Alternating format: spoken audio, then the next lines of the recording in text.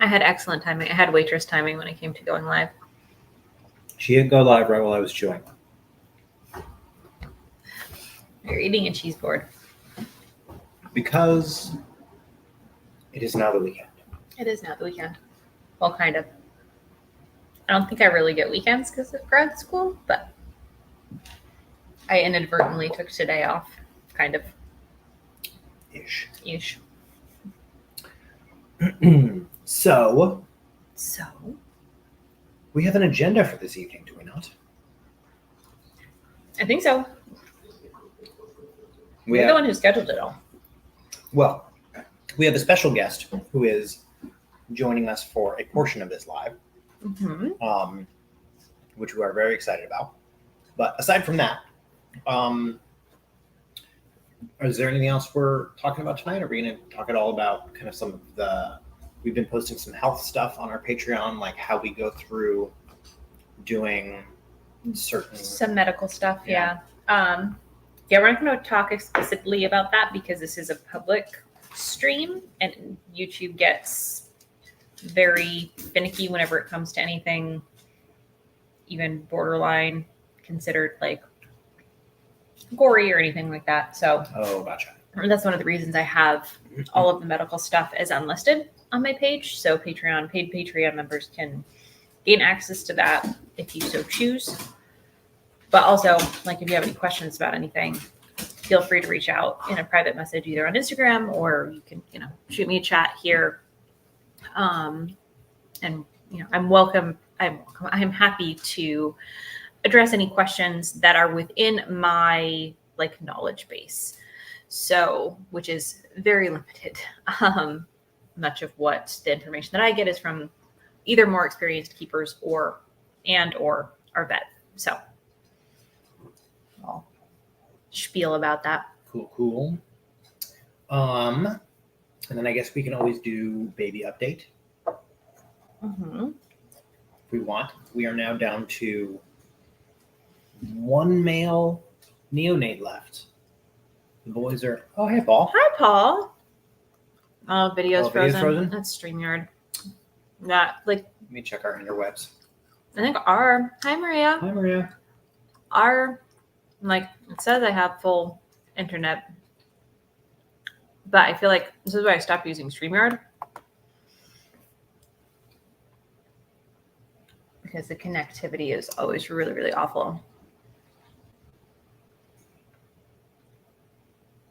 Checking speed now. Our interwebs say they are pretty good. Actually, Yeah. our upload speed tends to be really good here for whatever reason. Between 10 Yeah, 10 so it's 20, just it's StreamYard, which the only reason I'm using StreamYard for this live is because we've been using just regular YouTube live, but we have a guest coming on. So I'm not sure. You have to go through a streaming service in order to add other people to the live. As far as I know, I've not been able to figure it out on YouTube live, straight through YouTube. So hopefully keep us posted on, unfroze for a second and froze again. Blah. That's a pain. There's no way to plug directly into the internet, is there? Do you have an Ethernet thingamabob? I don't know. That's a you thing to go check out. Let's look.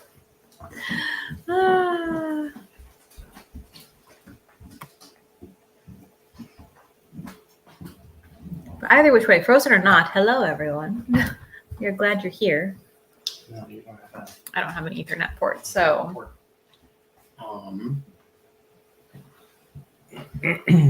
hopefully we just have to cross our fingers. Yeah. Yeah, I apologize. It keeps on freezing. Is it freezing on yours too? Yeah. Let's see. Oh, that's annoying. Yeah, I'll just have to find a different service because StreamYard is just not cutting it. For whatever reason, there's a weird disconnect between StreamYard and the Wi-Fi that we have here. So that's annoying. I don't know what. I mean, we can always try and restart our router, but I don't think that's going to do anything. We'll be offline for a little bit. Yeah. We're back now? Fantastic. All right, we'll see how long that lasts. Alrighty. Yeah. All right. Well, we're just going to have to deal with it today. And then next month, we'll have to figure something else out. We are working on, I will also close all my other windows that I have. Dun, dun,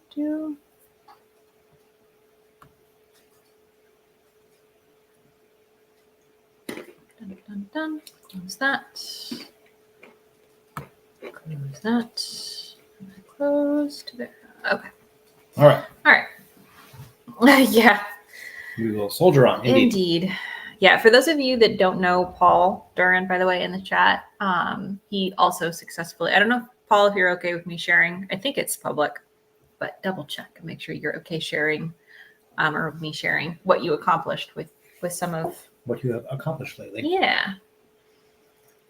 I think that's pretty cool. Yeah. Sure. So, as many of you know, Stella successfully did MI this year, which was super awesome. And then shortly after, Paul successfully did an MI clutch with a pair of scrub pythons, which is pretty awesome.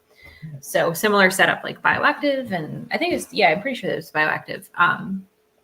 And yeah, just letting mom do her thing, and it's a really awesome project. So MI in this case means maternal incubation. That's right. Not management intelligence. Mm-hmm. So yeah, Steven's here. It's Maria's second live for today. Maria was on I started doing what some of you have fondly named Snoga. Stretching with serpents. The kind of snake yoga thing that I've been doing over on Patreon every Friday morning. So that's been fun. And also gets me on the mat at least every week. So yeah. This morning, I forgot about it. So midway through, all of a sudden you hear the upstairs door open. And I take like 2 steps down the basement stairs and I'm like, oh, she's doing a thing. And I turn back around. You forgot that I had it this morning? Yeah, okay, that's good to know, Maria, because the yoga I do straight from YouTube. So yeah, although I think moving forward for the Patreon lives that we do, I'm going to look into doing Zoom meetings. Just because I think that would be fun. Yeah, I think it would be more fun. I think it would be just all around a better experience. A good time. Yeah. So I'll probably put a poll in Patreon and see what times would work best for people for a Zoom. Yeah. Other stuff we have been kicking around. We have done live hangs here, kind of for our Patreon community. Each of the last 2 summers, we basically do the pre-party to Rechick Fest, which is at Reach Out Reptiles. He's talking about, so for hangout, he means in person. In person. Yeah, let's clarify. Hello. In-person hangout for our Patreon members. And we're kicking around some ideas of like doing more than one, because we've got a few of you who are kind of within striking distance, and we're kicking around some ideas of things we can do. Our very favorite plant store has a little event space downstairs where we can do stuff like build terrariums for isopods or stuff like that. So it would be fun.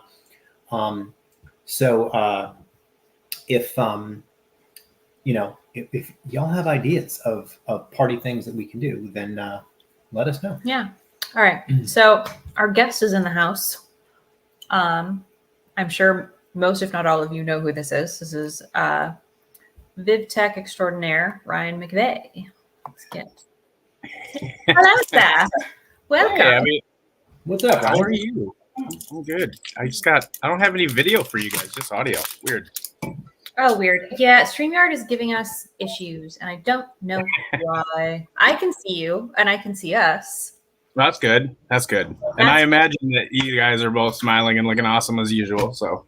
I don't know. I look like I was fighting a migraine earlier, so. Rocking the U.S. Army shirt.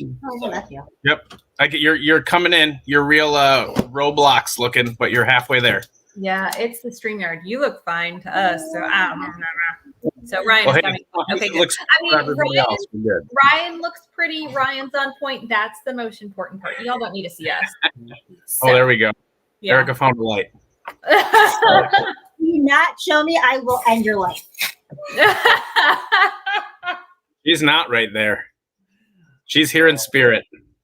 I have been cooking and I've been making kimchi for the last like 2 hours. And there's apparently it's a house day and not a makeup day. So yeah, no, Well, Erica will understand. I had a massive migraine with like crazy nausea and vertigo this morning. Oh no! Rocking the no makeup look, like just trudging through the day. So kimchi sounds like way more fun. Yep, I've been making kimchi and then spicy Asian cube. Would you stop looking at me and just look forward? Do not look at the person who was talking to you, Ryan. I know I'm doing all of this wrong. You are. And then spicy just Asian. life in general, just doing it wrong. Yeah. Yep.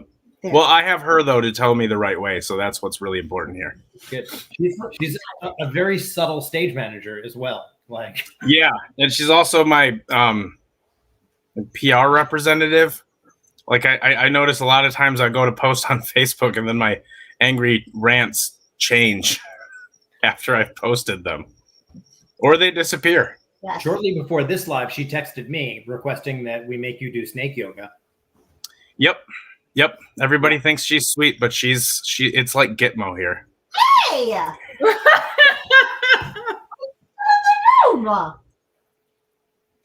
Yeah, I wouldn't say anything behind your back. I would just say it to you. Because I love you. Rude.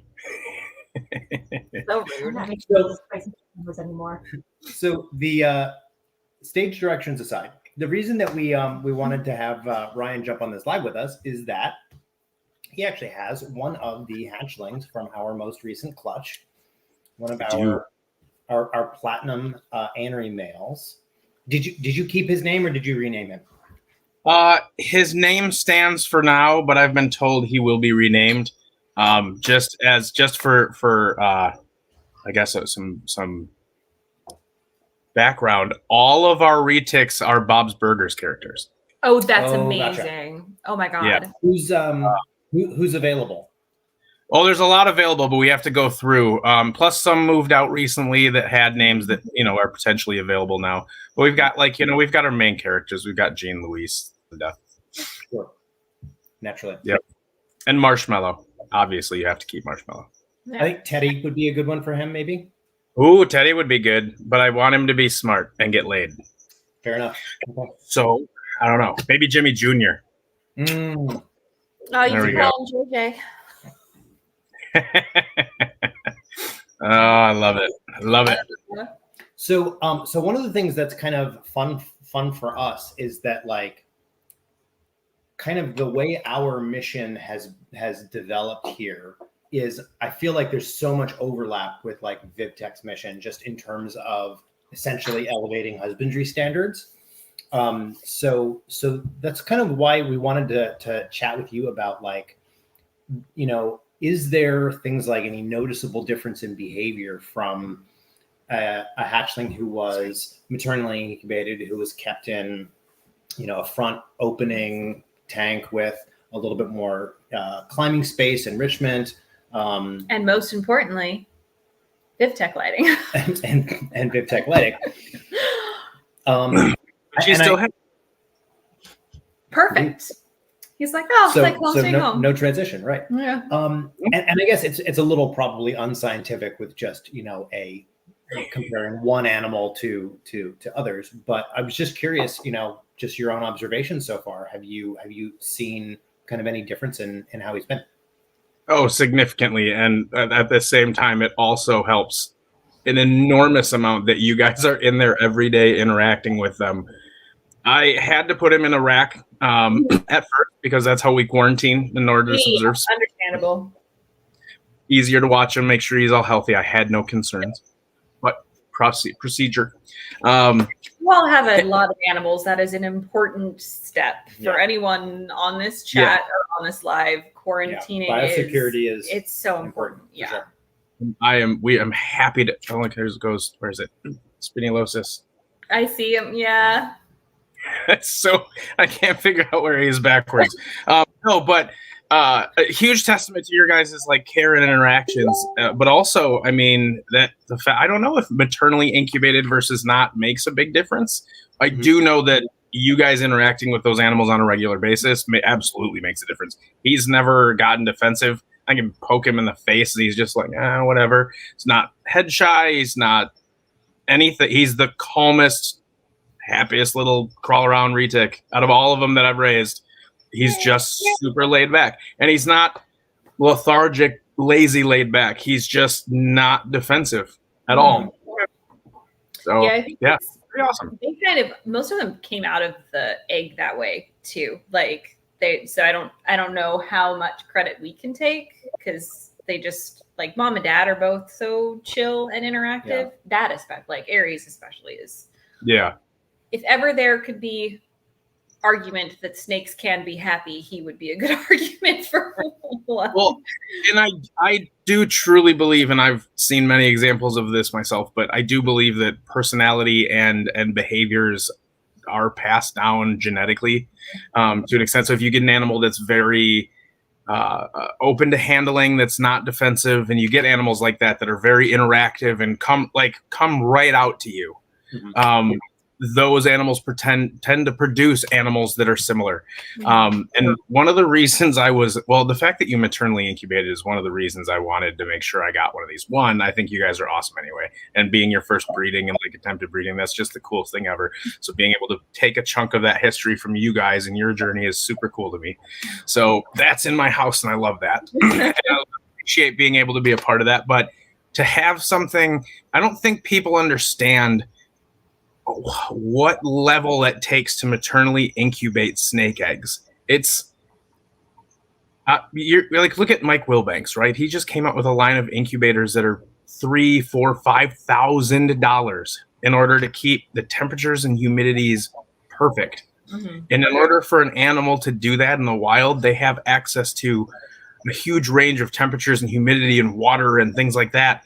You have to be able to create that. And you have to be able to put the humidity in the air that's necessary, not just wet spots, but actually build a humid environment that she can, I'm sure you got to watch her like kind of shiver and upper temps if she needed to. And if they got a little too warm, she probably loosened off them or went for a stroll and came back. And like, they'll even spit water on like around the area to like add humidity if it starts to get a little dry. Like it's incredible what they can do, but in order to give them that opportunity, that habitat parameters have to be amazing. They have to be perfect. Otherwise, it's going to be a failure. The eggs are going to dry out. She's not going to be comfortable. So I've only seen a few people do a maternal incubation, and most of the time it's green tree guys. This is one of the first retic maternal incubations I've seen. I know it's not the first, but it's not very often. And to see how well she did and how well the eggs did through the entire thing, how there was no huge deviations in eggs. You weren't constantly struggling to keep. She just did her thing, and you guys had it set up where you could just watch her. And the skill and attention to detail that takes is beyond a level that most of us understand. Most people out there understand. So I think that it's kind of funny to me when you get the first clutch beginner thing. You basically were like, I kind of want to do art class, and then did the Sistine Chapel for fun. Just for fun. So, like, that's pretty amazing, and I really that's something incredible that I really love that I get to be a part of all of that story. It's really cool, and it is something to be insanely proud of. I've never maternally incubated anything that wasn't like a gecko because it was glued to the glass, and that's your only option. So yeah, incredibly cool. Super huge congratulations, just like I said before, and I'm thankful to be able to be a part of it. Well, we really appreciate that. And so I'm going to take kind of the back seat and say that, number one, I think as far as level of understanding goes, I think there's a lot that we still don't understand because we kind of let Stella do most of it. But additionally, I will say that of the two of us, I I glued some stuff together and screwed it to a shelf one time. Other than that, everything else was Abby. We know you're the pretty face, but we appreciate it. No, and I mean, and there was so much that when Abby first ordered Stella's tank, I didn't really comprehend that so much of what she was doing a year in advance was essentially planning for this clutch. And the shelves that she designed with Toad Ranch, which essentially, are kind of stepwise, so that there's such a temperature range, top to bottom, left to right. There were so many options there, and it was just so interesting for us that one of our dogs has decided it is playtime, and she's just squinting around behind I had to lock myself in the reptile building and shut off all the air conditioning because it whistles too loud. So we're good. I don't even mind dogs. I usually have kids and dogs and stuff running in here, but I had to lock the door to threaten lives. Gotcha. Yeah, no. So like there was so much about that design that I didn't totally get until it all kind of came together at the end. And essentially we kind of had two different spots where we were thinking, well, maybe she'll lay here, maybe she'll lay here. And we just kind of built the options and said, all right, go for what you want. And she kind of picked the spot and did all of that temperature management. And so, but by the time it came together, I was like, oh, that's what you were planning this whole time. And so very, very, very cool for us. But and at the same time too, that's also just a huge testament. I love that people follow you and are on here and chatting and whatever. And you guys are so interactive with the people out there that want to watch you but you're being able to show people look, your first attempt, you don't have to just get a 2-shelf rack and put 2 ball pythons in it and throw them together.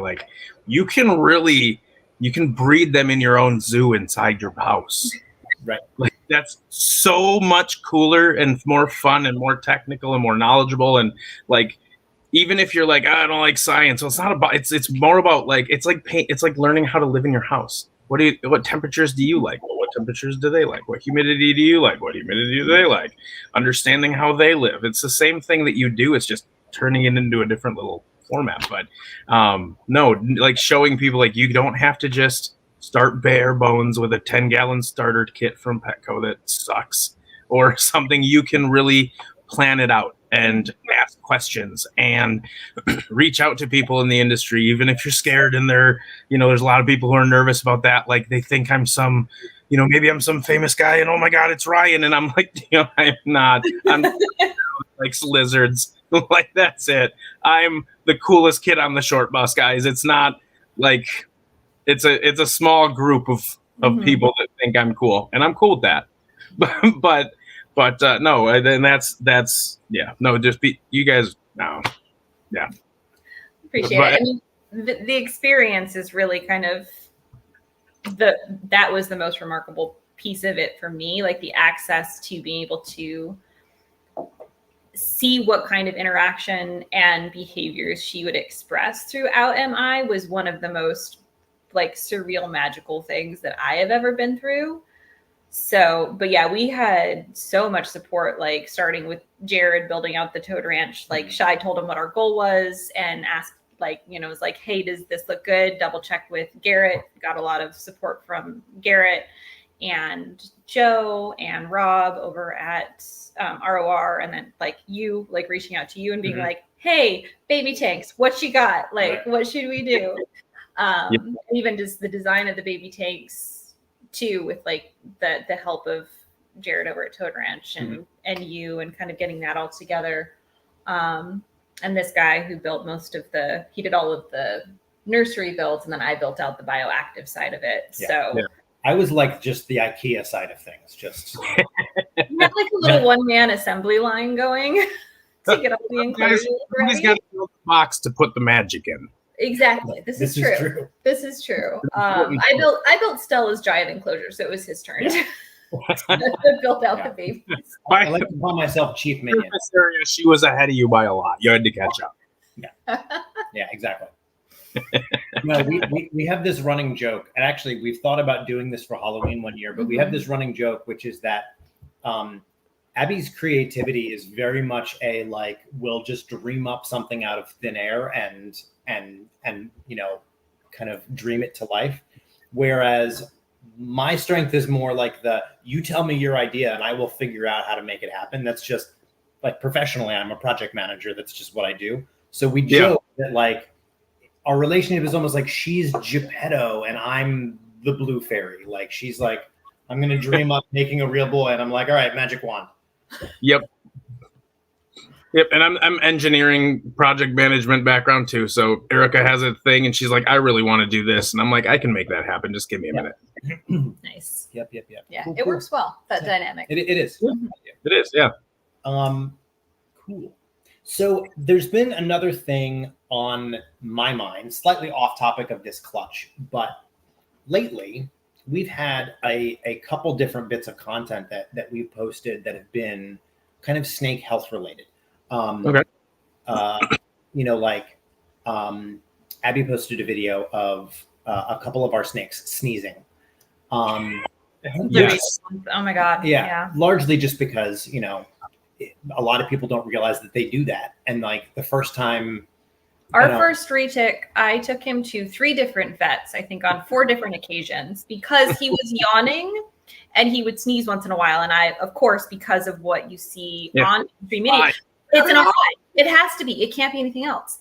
Nope. I spent hundreds and hundreds of dollars just be like, no, he's just your retic. Like, calm down. I was like, how did I not know this? And I think it is because if like I brace myself, because if I post something like that on social media, I know I'm going to get attacked hardcore for neglecting my snakes and feel like having a house full of 6 snakes. All of your, I'm like, that's 3 of them. We have 22 snakes here. Not all of them sneeze.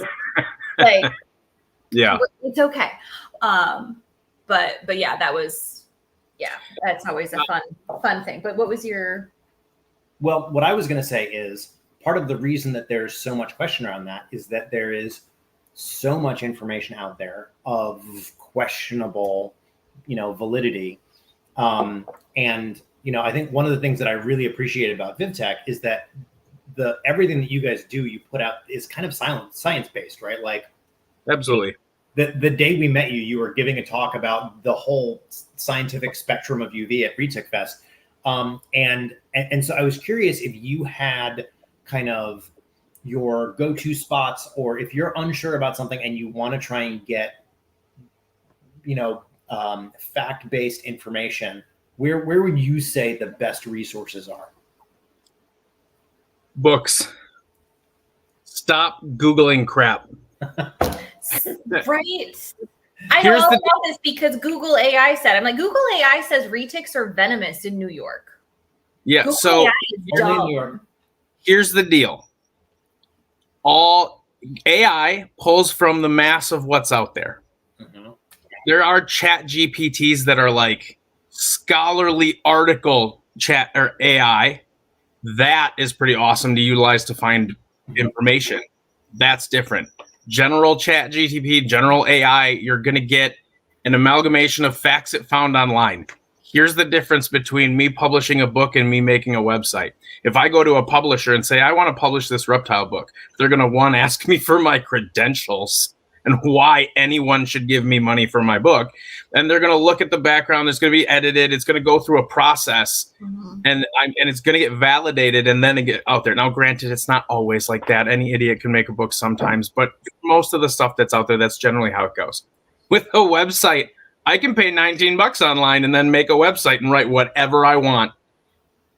That is the problem, is that you get a lot of people who have information that's old, or like for respiratory infections, you're going to get told right away, it's a respiratory infection. You need to hit it with Baytril. It's been shown in recent years the damage that Baytril can do for respiratory infections if you use it wrong. And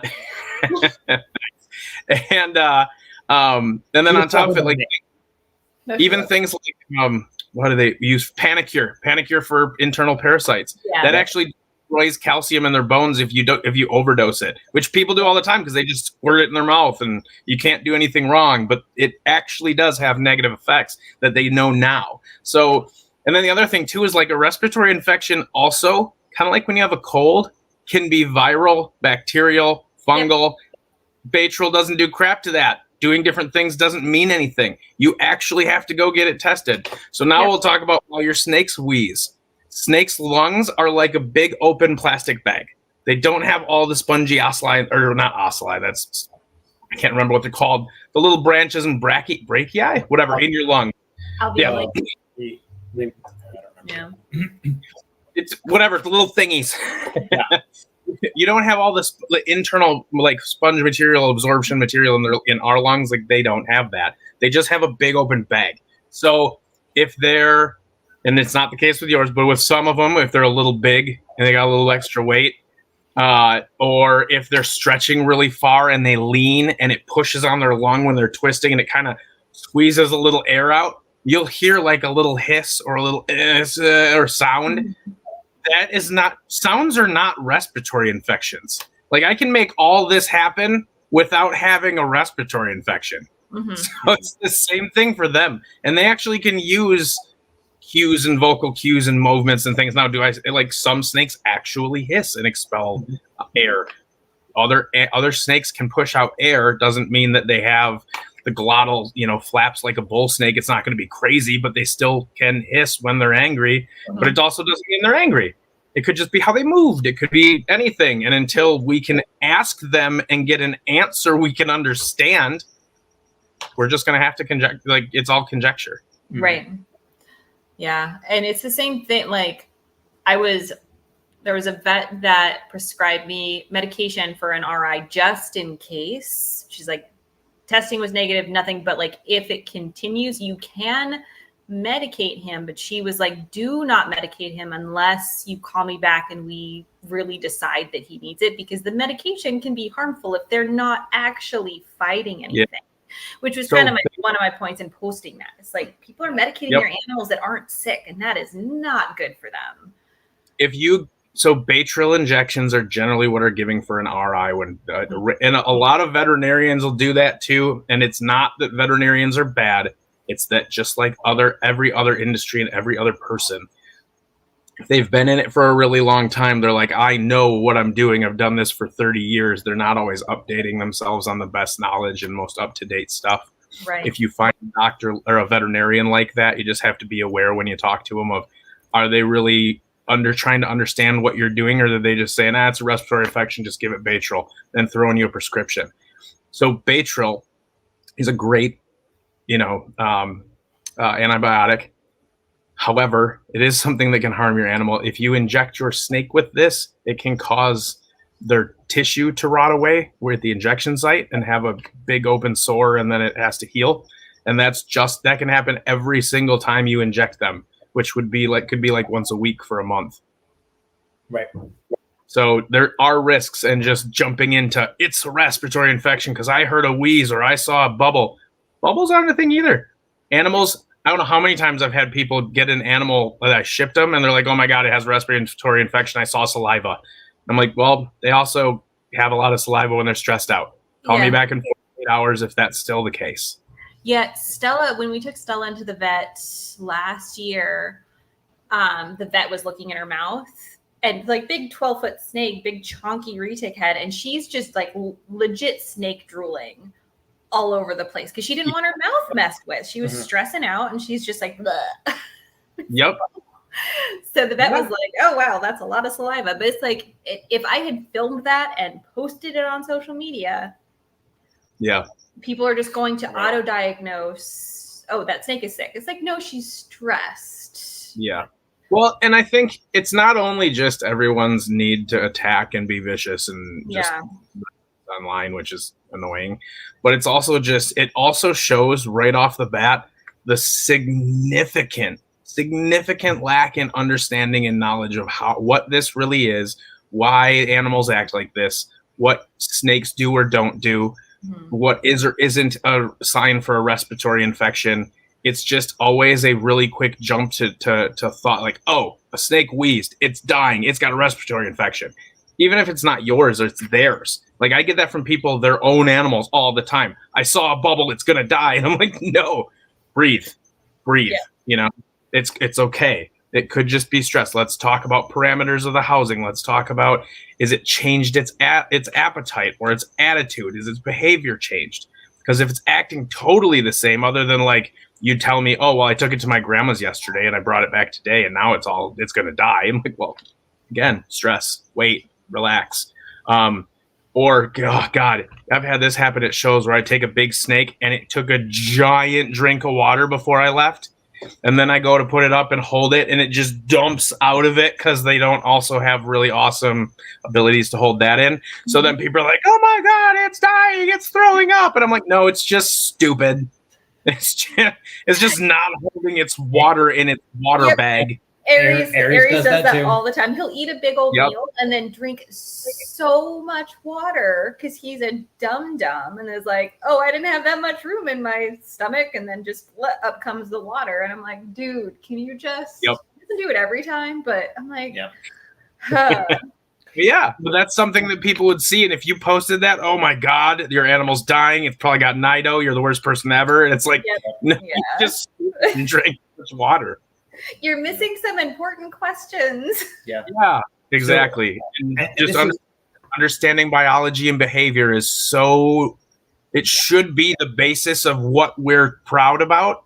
Right. But unfortunately, over time, it's become more about who has the coolest thing and makes the coolest thing. And it's less about who knows the depth of understanding of how these animals live and can give me an insight into that animal's world, I guess, you know? Yeah, for sure. Yeah. I mentioned this to our Patreon community, but this kind of a discussion reminds me a lot of, I used to work for a county government doing projects kind of all over the county. And one of those was with the county health officer.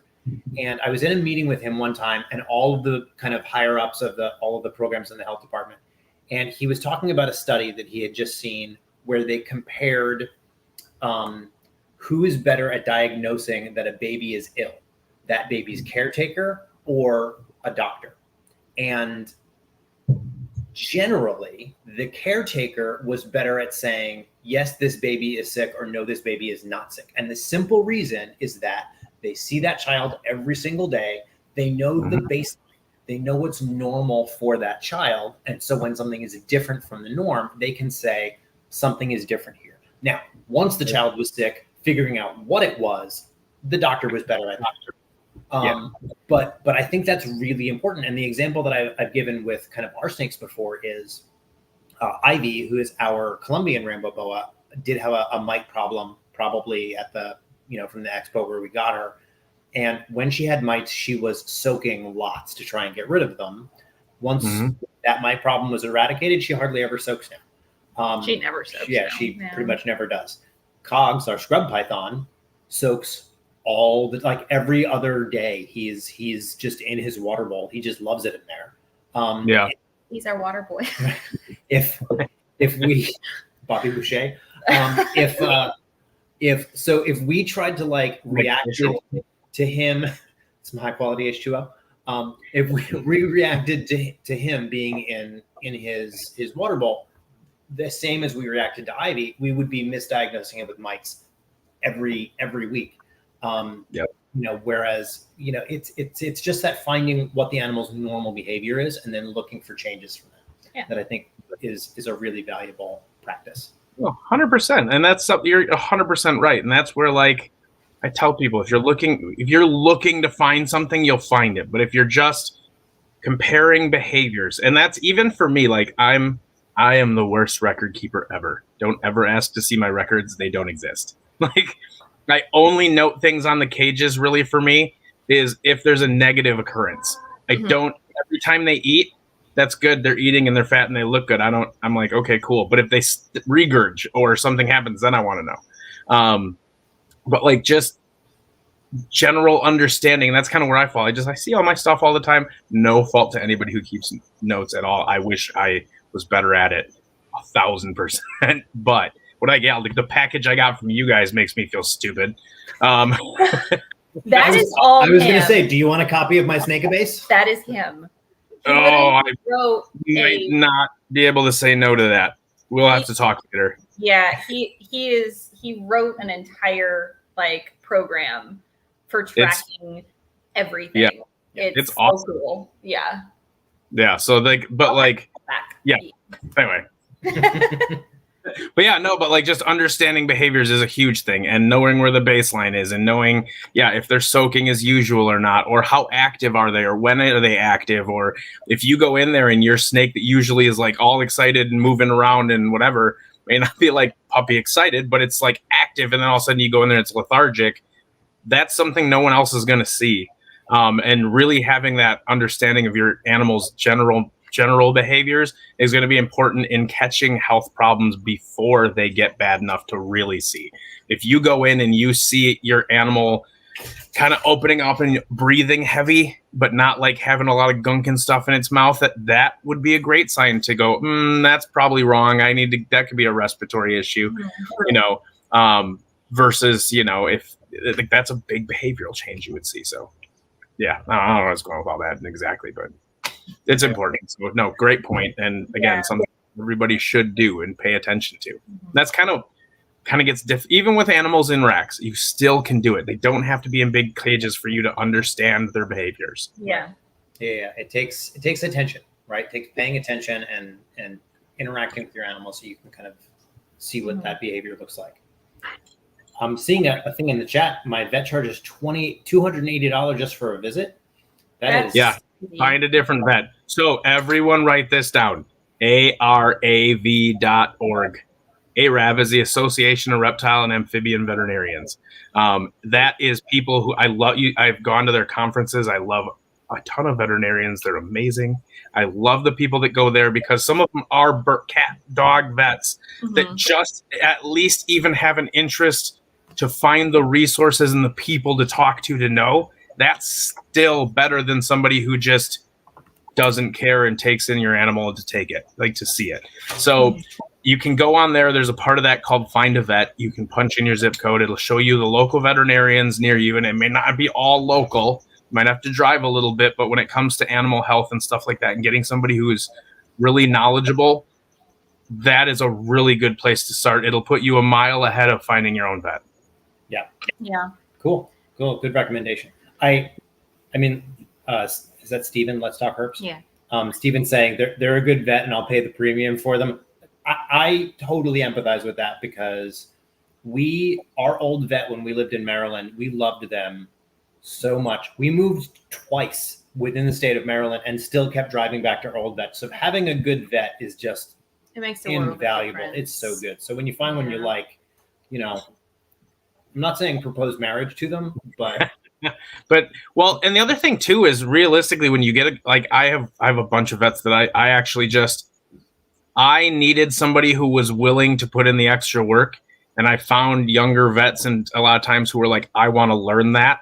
So we did heart sticks for blood samples on like 40 adult crested geckos, and that was just an after hours. Let's see how to do this. Let's get it done. And like all the information I was looking for, we got back. I shared with him, so we were able to get a bunch of blood data out of it, and health level data and baselines for things. So it was really cool to do that. And one of the vets, he's now the head vet at the Columbus Zoo. And this guy's bred crocodile monitors. So he's actually one of our little baby new white throat is from him. But awesome guy. So he one time he was telling me, he goes, Ryan, I love when you bring stuff in because it's never husbandry related. It's always some really crazy reason this animal's sick. And I'm like, yeah, because it touched this Amazon tree boa. I happened to touch the only tree in the rainforest that has this virus. And he's like, yeah, it's like I get to play house. And I'm like, yeah, my wallet hates it. I'm like, I really wish I could bring you simpler cases. So, but having that ability to sit with them and bring in new cases, or if they wanted to train their techs, Erica's jumped in and trained techs on how to interact with snakes when they wanted to start learning and starting to move in that direction with a practice. There's opportunities to do that, even as a customer, to just say, I have some snakes.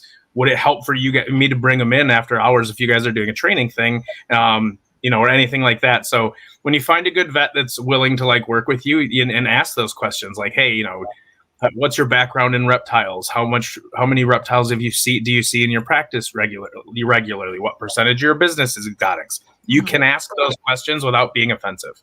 Yeah. Like that's common business to ask. Our vet's been wonderful because she doesn't have a size limit on the size snakes that she will see. Some vets do, which is good to keep in mind. Same with monitors. Some vets, exotic vets, will not see a snake that's over 7 feet or a monitor that's, even right, exactly. But we scheduled an appointment for Stella, and I asked the front desk, I was like, she's 12 feet. Is that okay? She's like, oh yeah, she used to work with anacondas. Like, you're fine. I was like, sweet. Okay, perfect. But yet the staff there, every time I brought one of our snakes in, they're like, can we take them to the back and just let other people hold them? And I'm like, yeah, like, go for it. That's great. Just for the experience. So, which is fun for me. It's great for the snakes because they're getting a little bit more interaction and handling time from strangers. Yep. And they get a good experience, like a positive experience working with a very, very tractable snake. So. And even the exotic vet. So we have one vet for all of our animals. They have, normal kind of dog and cat practice. And then they have one exotic vet who works there. And she's extremely knowledgeable, but at the same time, she will be and very easily admit, this is not something I've seen before. Let me consult. Let me do some research. Let me call other vets. That is my number one criteria before I will work with a vet is just tell me be able to accept that you don't know something. If that's even a character thing for me. If you can't admit I don't know, let me get back to you, and you make up an answer to feel intelligent and be able to react on the spot, that's a huge character flaw in my eyes. You have to be able to say, I don't know, but let me look into it and get back to you. Mm-hmm. I don't know doesn't mean I'm stupid. Sorry. Right. It just means I don't have that information right in front of me. I have decades of knowledge, and I don't always have the information right at the front of my head. And I think that's true of dog and cat vets, but exotic vets are not reptile vets, right? They are bunnies and hamsters and birds, and they have so many species that they're expected to know about. Like, if you don't know and you need to go do some research, I will trust you to do that. Yeah, for sure. Right. Well, here's a good example. So for all of the animals that come in that go through quarantine, we use, unfortunately, it's been discontinued, so I'm still looking for a good alternative, but we use Frontline spray. And that's a really awesome, product to use. And, crap, where was I going with that? What were we just saying? Maybe at that point in my life. People to admit when they don't know something.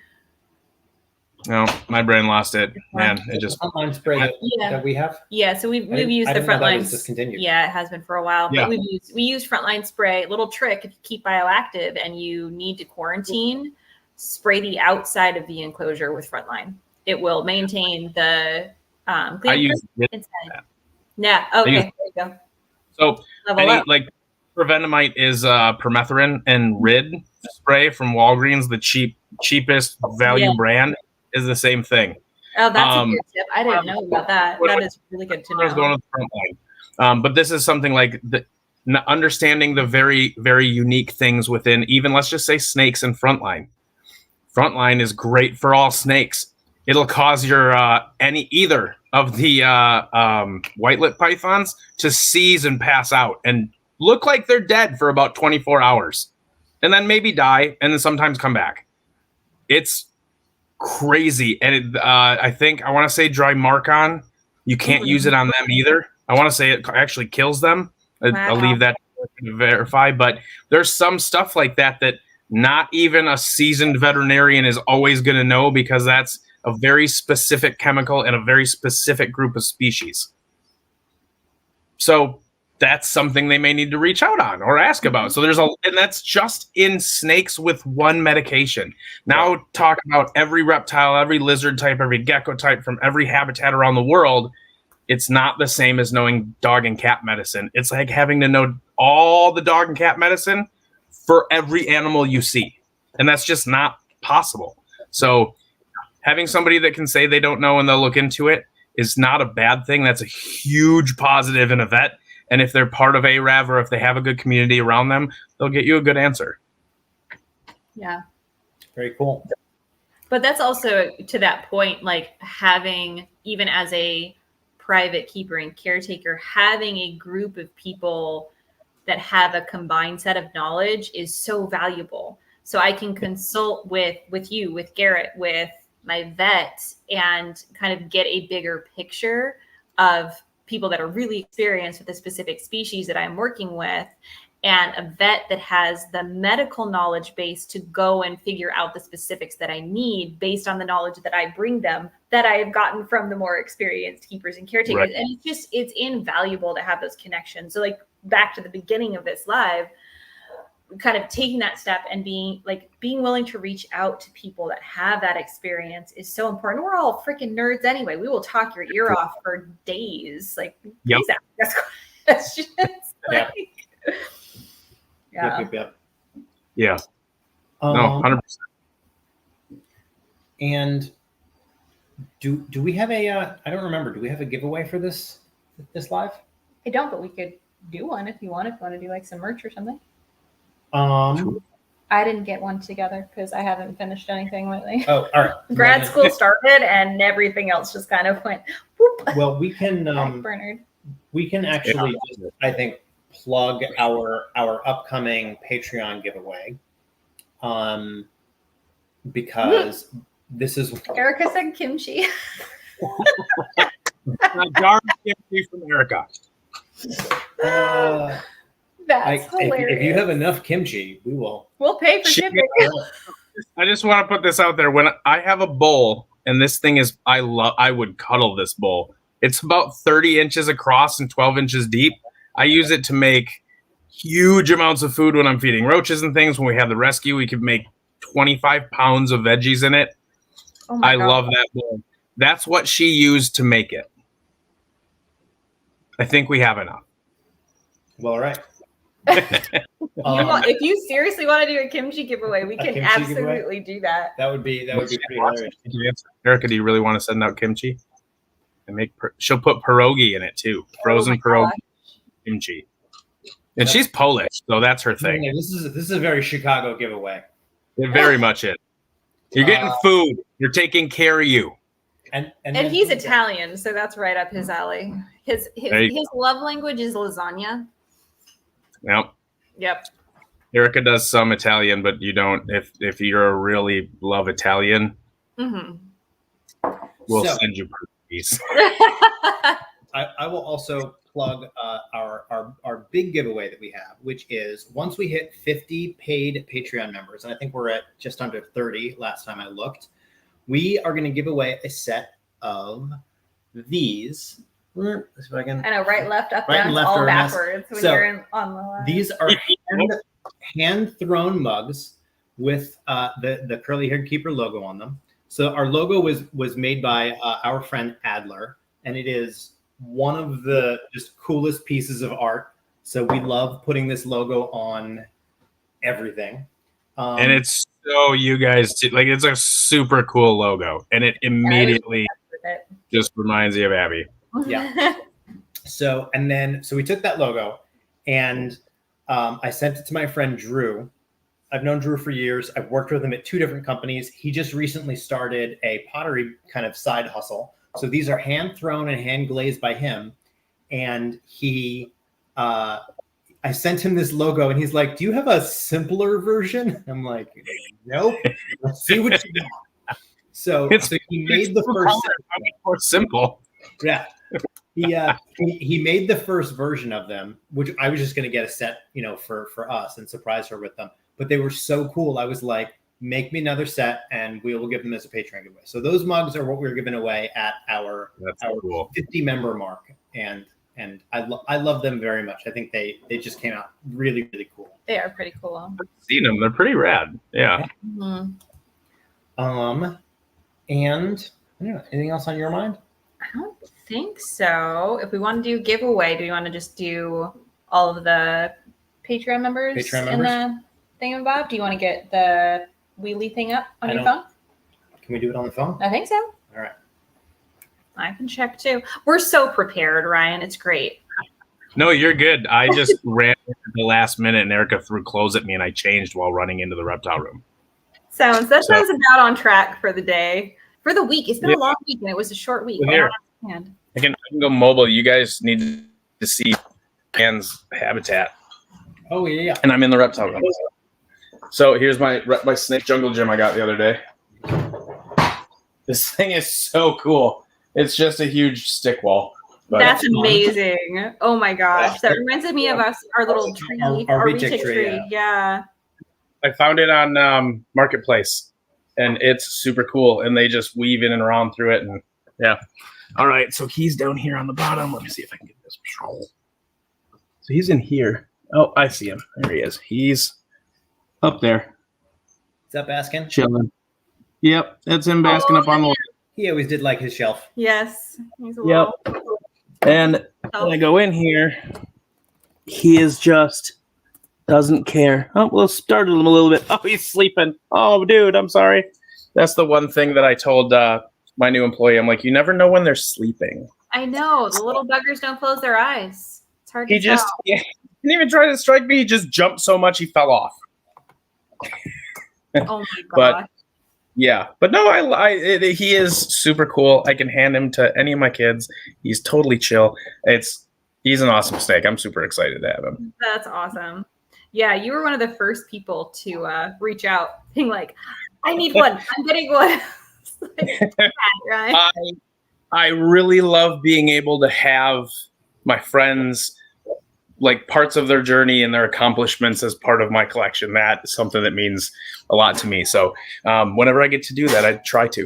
Yeah, that's well, we were very honored to have him in a McVeigh home. That's really fun. That and we have Iris, who's our Brazilian rainbow boa that we got from you. So works out. Mm-hmm. Yeah, she's getting big. She's growing. Yeah. Mm-hmm. So for the longest time, she was a little bit more shy, and she would just kind of hang out in her hide and stuff like that. But just recently, she's getting more brave, and she started kind of like, so one of her hides, has kind of like a big opening at the front, and she was kind of just chilling in the front there. And that was very cool to see that she's coming out of her shell a little bit.